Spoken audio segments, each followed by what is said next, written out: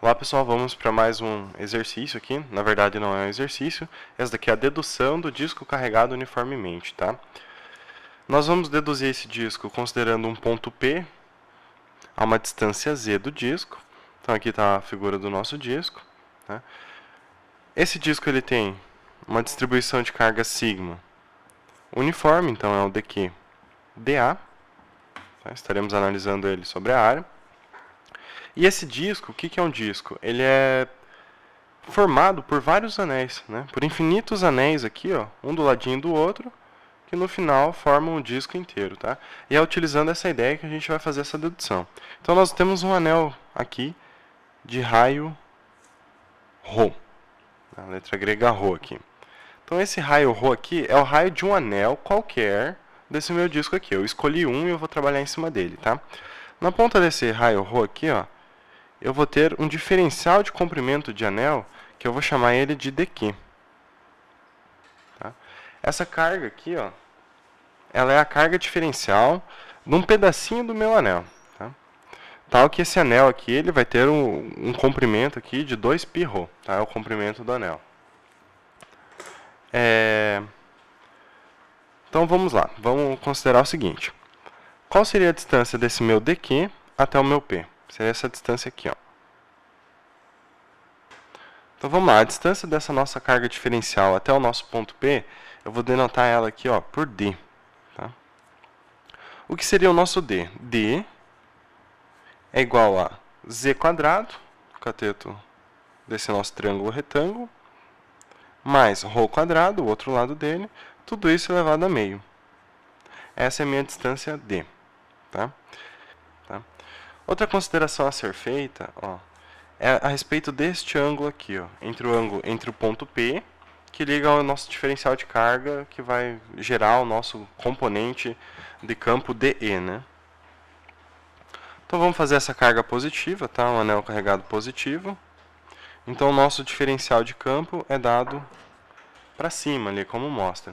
E como a gente já tinha abordado em deduções de anel, todos os diferenciais aqui, ó, no eixo Y, no eixo X aqui, ó, na horizontal, eles vão se anular. Por quê? Porque cada um deles tem o seu par simétrico lá do outro lado. Então, cada um desses diferenciais, em todo o disco, eles vão se anular na direção X. Então, nós só teremos componentes em Y aqui. Componentes essas dadas pela decomposição desse vetorzinho ali no eixo Y, ok? Então vamos lá agora, vamos calcular cada uma daquelas componentes ali do nosso campo elétrico. Então dele vai ser dado pelo K dQ sobre o nosso D ao quadrado, a nossa distância ao quadrado, né? Tudo isso vezes cosseno deste ângulo aqui, ó. Já que nós só queremos as componentes em Y, eu vou chamar esse ângulo aqui de ângulo θ, tá? E nós queremos tudo isso vezes cosseno de θ, que é só a componente na vertical, ok? Beleza. Agora o que seria o nosso dQ? Daqui, ó, o nosso dQ, ele é o sigma dA. Então, o meu dQ dado por sigma dA, nós podemos escrever esse dA da seguinte forma, ó. Sigma, né, repetindo aqui, tal que dA, ele vai ser o quê? Vamos olhar esse anel aqui de cima, vamos fazer uma representação desse disco olhando por cima dele, né? Então aqui é o centro, tá? Esse é o raio ρ, e aqui, ó, se eu pegar um pequeno, que eu fiz exagerado, tá? Mas esse daqui aqui, ó, é aquele infinitesimal de comprimento do anel que eu tinha falado antes. Então esse é o dQ. E quanto que vale esse infinitesimal de comprimento? Ele vai valer ρ vezes um dφ aqui, ó, que seria uma variação bem pequenininha do ângulo em que a gente está girando em volta do anel, tá? Então essa variação aqui é ρ dφ. Agora, para mim variar em todo o disco, eu vou precisar variar também o ρ. Né? Eu vou variar ele do zero até o raio total do disco. Então vai ficar ρ dφ dρ, ok?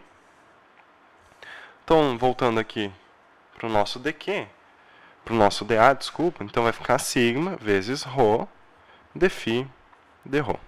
Tá? Esse é o nosso dA. Beleza? Então vamos lá. Outra consideração a ser feita é a respeito do cosseno de θ, que nós não conhecemos, mas nós podemos escrever ele usando outras variáveis aqui que a gente conhece, né? Que no caso, vamos ver aqui, cosseno de θ, que é esse ângulo, cosseno de θ é igual a cateto adjacente, que vai ser o nosso Z, sobre o D. Tal que o D está escrito aqui. Então é Z² mais ρ² elevado a 1/2. Vamos substituir, então, o nosso cosseno de θ aqui e o nosso dq aqui na nossa equação e o d também. Então, vamos lá. Então, dE vai ser igual a K sigma ρ dφ dρ sobre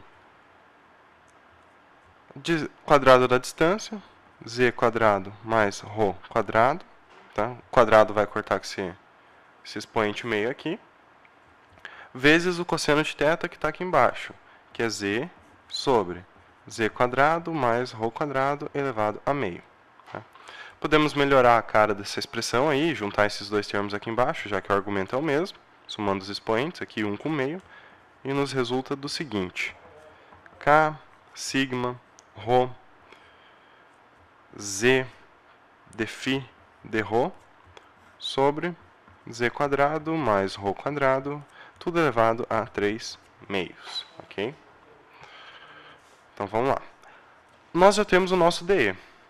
Para nós acharmos o nosso E, nós precisamos integrar essa solução aqui. Agora, veja bem, nós temos duas variáveis aqui. Nós conhecemos o K, o sigma, o Z, mas a gente não conhece nem o ρ, já que ele vai variar, né? E nem o dφ, nem o dρ.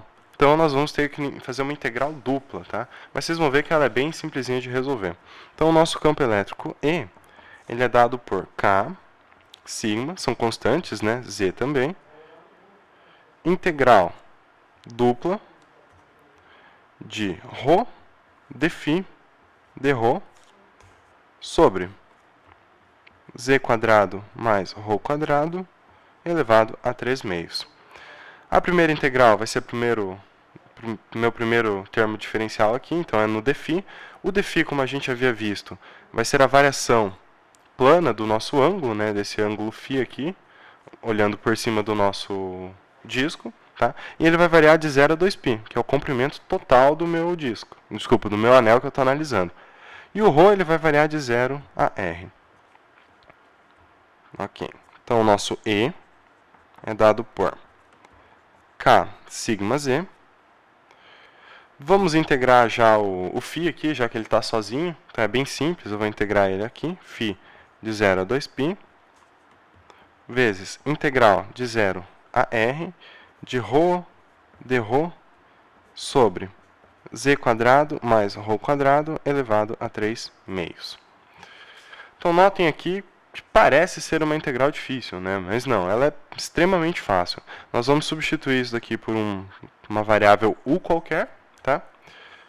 Vou fazer aqui do ladinho, então, o meu u vai ser Z² mais ρ². O meu du vai ser 2ρ dρ. Isolando o dρ aqui, eu tenho aqui o meu du sobre 2ρ, né? Agora, vamos fazer essa substituição toda lá na minha integral. Vou puxar esses termos aqui e já fazer a substituição dos limitandos do φ. Então, isso tudo aqui vai ficar 2π k lambda, sigma z, integral de 0 a u', tá? É um coeficiente u, que substitui o nosso r neste caso, já que a gente fez a mudança de variável, né? De ρ du sobre 2ρ sobre u elevado a 3/2. Então, notem que eu substituí o dρ pelo que eu tinha aqui embaixo, e o que eu tinha ali no argumento aqui embaixo, eu substituí por u. E nós ficamos com uma integral com essa cara aqui. Essa é uma técnica de integrar, tá? A técnica que eu gosto de utilizar, mas você pode fazer bem mais direto, dependendo do seu conhecimento aí de cálculo, ok? Então, o nosso E vai ficar com 2π k sigma z, integral de 0 a u' de 1 sobre u elevado a 3 meios du. Lembrando que aqui sobrou um 2, tá? Eu vou tirar ele para fora, colocar ele aqui embaixo, e vai acabar cancelando com esse 2 aqui que a gente já tinha antes. Tá? Vou integrar isso. Agora é uma integral simples, exponencial. Isso vai ficar com k sigma z π vezes u elevado a menos meio sobre menos meio. Tá? De 0 a u'. Vou pegar outra folha aqui já. Ó. Então, peguei outra folha aqui, vamos voltar para nossa... Vamos refazer as substituições, voltar com as substituições que a gente tinha feito, tá? Então, vamos lá. Então, o nosso E vai ficar K sigma Z π vezes... Onde tinha U, então, volta para Z quadrado mais Rho quadrado, tá? Elevado a menos meio. Esse cara aqui embaixo, ó, que a gente tinha aqui, esse menos meio, eu posso passar ele para cá, ó. Posso tirar ele fora da nossa substituição, né? Ele é um termo constante, então não tem problema nenhum. Então ele vai sair para fora com o sinal negativo e vai aparecer um 2 aqui, multiplicando tudo, tá? Então tá, tirando aquele termo para fora, nós voltamos, a nossa expressão ela ficou assim. Agora, voltando também os limitantes, que era 0 e r, né? Agora vamos fazer a substituição dos limitantes.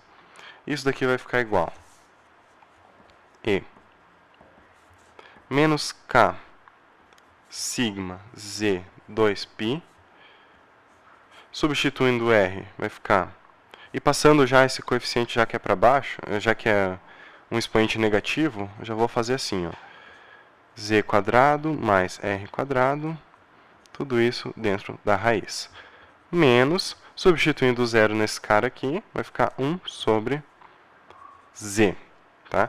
Vai ficar 0 no Rho, vai ficar Z quadrado elevado a meio. Z quadrado elevado a meio é Z, como aparece ali. Ok? Então essa já é a nossa resposta, tá? Mas ela não está bonitinha, ela não está ordenada de forma legal e tem alguns termos que a gente pode cortar. Então o que eu vou fazer aqui é o seguinte, ó. Repetir o que eu tenho aqui, então menos K sigma Z 2π. Então o que eu vou fazer aqui, pessoal, é tirar o 1 sobre Z em evidência, tá? Quando eu for tirar dessa fração aqui, o que sobra? Vai ficar 1 sobre raiz de Z quadrado mais R quadrado, tudo isso sobre Z, menos 1, que é esse termo em evidência, ok? Esse Z agora multiplica tudo, eu posso cortar ele com esse Z aqui, ó, tá? E mais, o K, nós sabemos que K é igual a 1 sobre 4π epsilon 0, tá? Eu vou cancelar, vou substituir ele aqui também para que a gente cancele alguns terminhos ali. Então, substituindo o K aqui, nós ficamos com o seguinte. E é igual a menos 1 sobre 4π epsilon 0. O Z eu cortei aqui, então si π. Aqui, ó, a inversão das frações nesse termo aqui, então vai ficar Z sobre Z quadrado mais R quadrado. Tudo isso na raiz, menos 1. Né? Ok. 2π eu corto com 4π, sobra 2 aqui embaixo. Tal que o nosso campo elétrico. Então, o nosso E vai ser igual a sigma sobre 2 epsilon 0. Cortou ali, né? Jogando esse sinal de menos aqui para dentro do nosso colchetes, ó, o que é positivo fica negativo e o que é negativo fica positivo. Então, vai ficar 1 menos Z sobre raiz de Z quadrado mais R ao quadrado. E essa é a resposta. Valeu, até a próxima.